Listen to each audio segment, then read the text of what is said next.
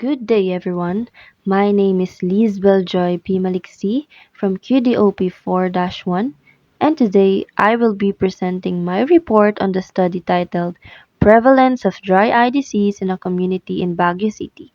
This research was conducted by Ruben Lim Bonsiong, MD, JVS Rivera, MD, and Carlo Leonardo R. Igama, MD. The purpose of the study was to determine how common dry eye disease is in a high-altitude community in the Philippines.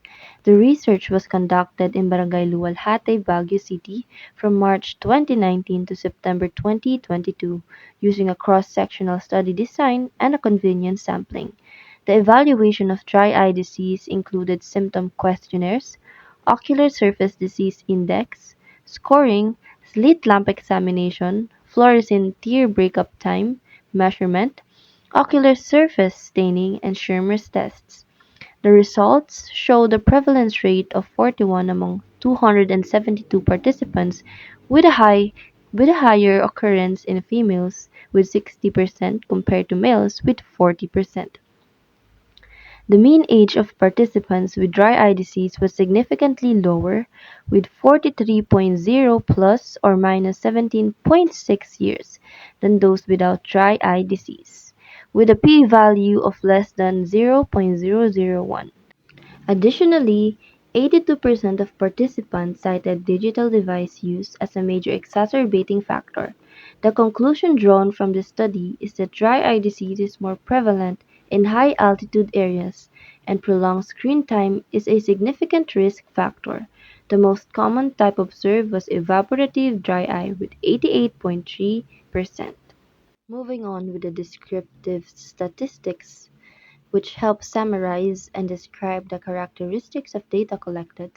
And in this study, the prevalence rate of dry eye disease was 41%, meaning 111 out of 272 participants were diagnosed with dry eye disease.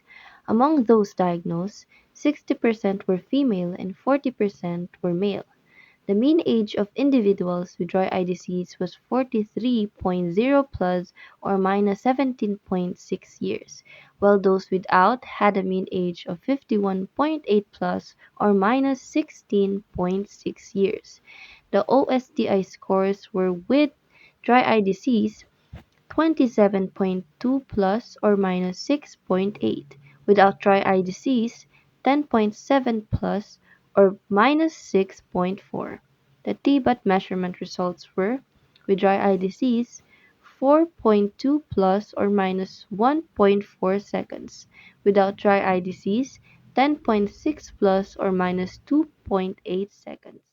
For the inferential statistics, which allows us to draw conclusions beyond the collected data, the study used first, t-test to compare mean ages between participants with and without dry eye disease, yielding a p-value of less than 0.001, indicating a statistically significant difference.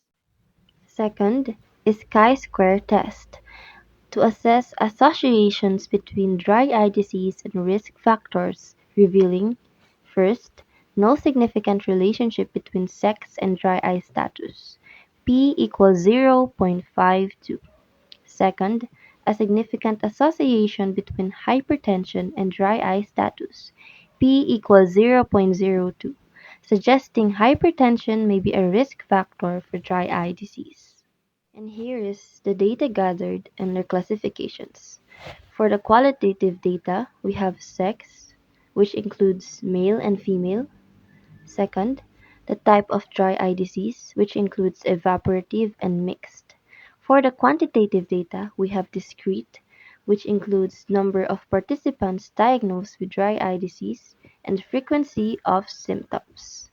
And last, we have continuous, which includes age in years and TBAT in seconds.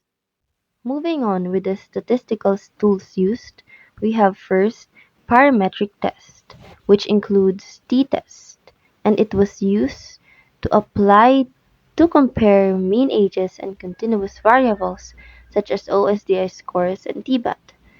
For the non-parametric test, we have chi-square test, and it was used to determine associations between categorical variables such as sex and dry eye status. For the data classification by measurement scale, we have four: nominal, ordinal, interval, and ratio scale. For nominal scale, it is used for categorical variables without a ranking order, such as sex and type of dry eye disease. Ordinal scale used for ordered categories such as the severity of symptoms in the OSDI questionnaire. Interval scale applied to OSDI scores, which have equal intervals but no true 0 point. And lastly, the ratio scale used for variables with a true 0 point such as age and T-BUT measurements. In conclusion, the study found a high prevalence of dry eye disease with 41% in a high altitude community, with a higher occurrence in females and younger individuals. Prolonged screen time was a major risk factor, and evaporative dry eye was the most common type. The statistical tests confirmed significant differences in age and a possible link between dry eye disease and hypertension. That's all for my report. Thank you.